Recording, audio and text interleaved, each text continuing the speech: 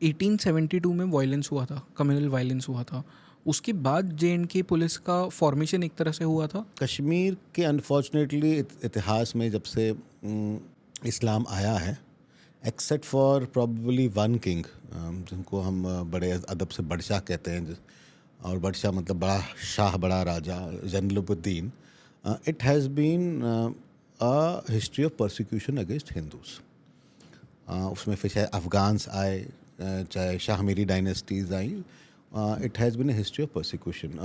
आज आप डल में जाएं कभी घूमने, और मैं अपने जो भी डल में जाए तो कभी नाव वाले से पूछे बट मज़ार कहाँ है यहाँ पर, तो डल के बीच में एक आइलैंड है जिसे बट मज़ार कहते हैं। बट्टों का बट होता है कश्मीरी पंडित हिंदू, और मज़ार होता है graveyard.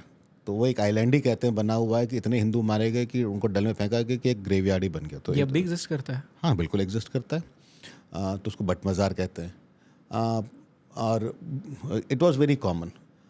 Subsequently initially Hindus resist करते थे, फिर being in mountainous region it was not always easy.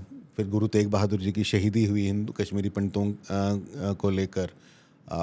उसके बाद अफ़गान आए, फिर सिख एम्पायर मूव इन किया, उन्होंने अफ़गान्स को रिप्लेस किया।